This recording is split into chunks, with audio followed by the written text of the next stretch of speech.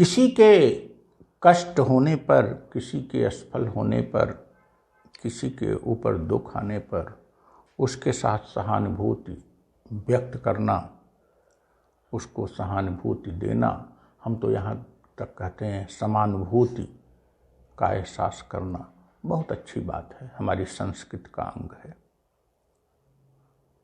यह एक सकारात्मक गुण है। लेकिन यह अक्सर ही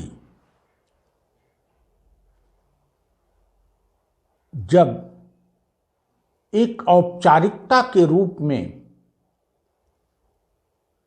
प्रस्तुत होने लगता है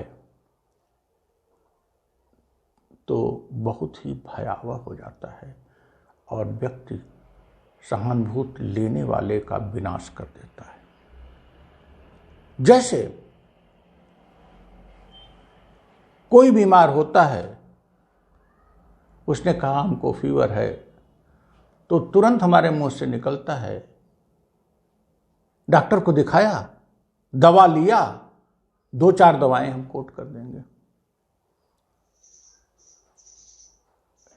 हम ये नहीं कह पाएंगे कि वायरल फीवर है तो 1-2 दिन केयर करो, दवा न लो तो अच्छा है।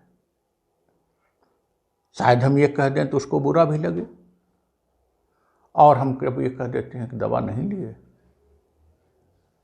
पेन है, अरे पेन किलर कोई ले लो। किसी के पास कोई कष्ट आया, हमने तुरंत कहा आपके साथ बहुत अन्याय हुआ। बार बार किसी को सहानुभूति अगर हम दे रहे हैं किसी एक पर्सन को और उसकी आदत पड़ जा रही है कि सहानुभूति देने वाले को बहुत अच्छा समझे और सहानुभूति प्राप्त करने के लिए वो अपने दुख को हर जगह बताता फिर रहा है, तो व्यक्ति कितना कमजोर हो जाएगा। अगर आपकी आदत ये पड़ गई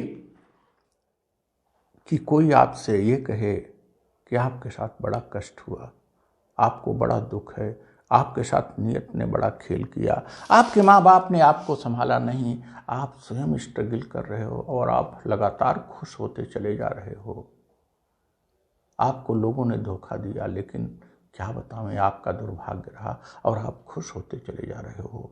तो अगर यह सुनने की आदत आपकी हो रही है तो इसका मतलब आप खोखले होते चले जा रहे हो, कमजोर होते चले जा रहे हो। हम इस वीडियो में सिर्फ 2 बातें कहना चाहते हैं। सहानुभूति, sympathy to anyone by any other person is good. किसी के कष्ट में हमको सहानुभूति देनी चाहिए, लेकिन हमें भी सहानुभूति देते समय यह ख्याल करना चाहिए कि उसकी सीमा उतनी हो जिससे उसको मरहम लगे, उसकी सीमा वहाँ तक न चली जाए कि वो उसके लिए दर्द का कारण बने और उसके व्यक्तित्व को विनाश कर दे। लेकिन दूसरी तरफ सहानुभूति लेने वाले को हमेशा अलर्ट रहना चाहिए कि सहानुभूति लेते लेते वह कमजोर तो नहीं हो रहा है, वो अपने कर्तव्य से च्युत तो नहीं हो रहा है, वह अपने कार्य संस्कृति से विमुख तो नहीं हो रहा है। अर्थात सहानुभूति देने को तो कुछ सीमा तक अलाउ किया जा सकता है, हमारी संस्कृति का पार्ट है मरहम लगाने तक, लेकिन सहानुभूति की सीमा न पार की जाए यहाँ। लेकिन सहानुभूति लेने वाले को हम सतर्क करते हैं कि वह अधिकांश अवसरों पर किसी को सहानुभूति देने का अवसर ही न दे, मौका ही न दे। जैसे जब आप डॉक्टर के पास गए हैं तो आप अपने कष्ट को बताइए, लेकिन जो डॉक्टर नहीं है उसके सामने क्यों अपनी पीड़ा और कराहना शुरू कर दिए कि वह सहानुभूति आपके साथ व्यक्त करे। आपके दुख का जो निवारण कर सकता है उसके सामने तो आप दुख को बता सकते हैं, लेकिन सबसे के सामने आपकी असफलता को जो सफलता में बदल सकता है उसके सामने आपकी असफलता और आपकी दिक्कत अपनी बता सकते हैं, लेकिन सबके सामने क्यों बताएंगे।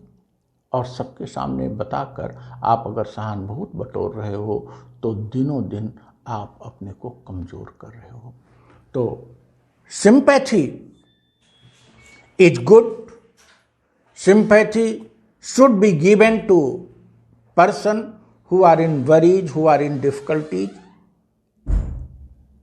But sympathizing anyone should not go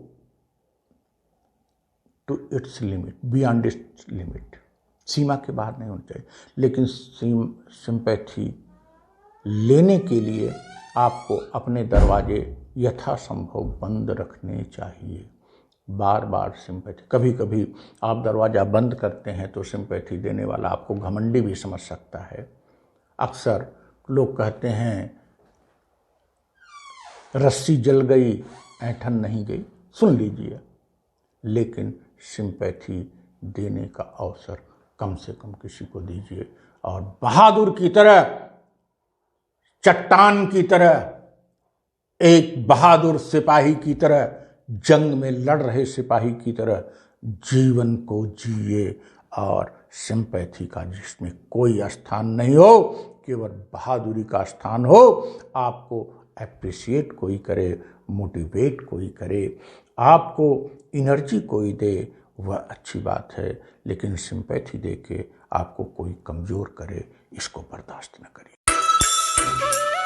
अगर आपको हमारे विचार और वीडियो अच्छी लगी तो इसे लाइक करें, शेयर करें और हमारे चैनल को सब्सक्राइब करें तथा अपना सुझाव कमेंट करें। If you like our vision and video, please do like it, share it and subscribe our channel. Comment your favorite part and give suggestions in the comment box. Thank you.